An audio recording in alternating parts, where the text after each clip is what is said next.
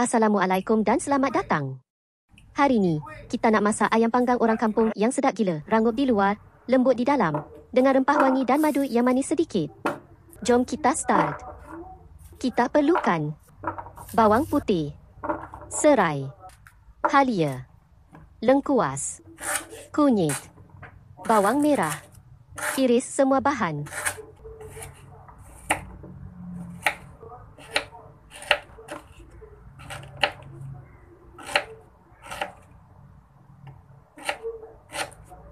Kemudian kita kisar halus bahan-bahan yang dihiris tadi. Kalau nak lebih aroma, tambah lagi sedikit bawang putih.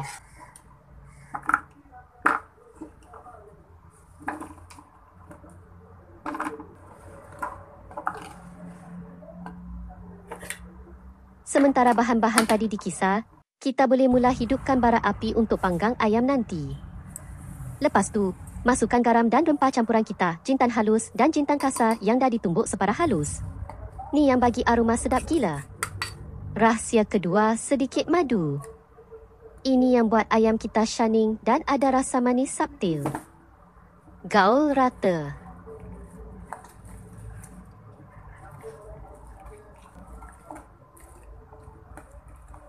Hari ni, kita guna ayam bahagian paha sahaja.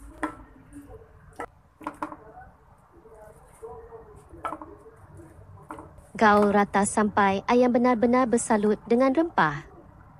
Biarkan rehat 1 jam, semakin lama semakin sedap. Kita urut ayam ni dengan rempah supaya rasa meresap ke dalam ayam.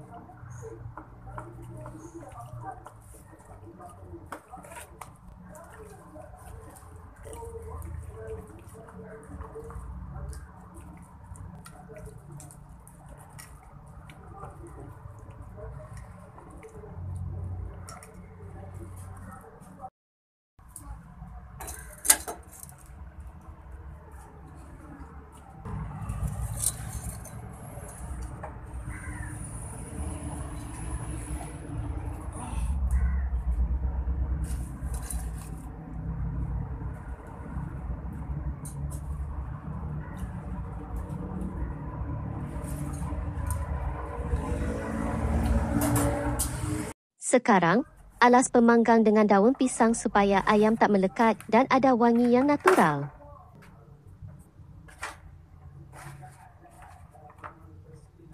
Saya susun ayam baik-baik supaya setiap ruang dalam alat pemanggang ini digunakan.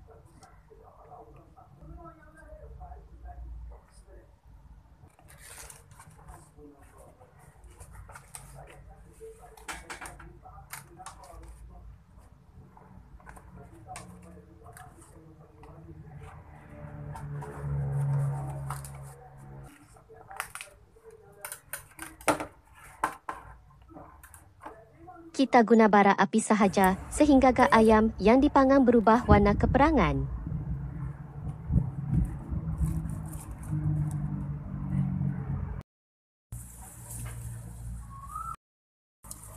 Bau ke? Bau sate. Saya malah empat sate yang buat.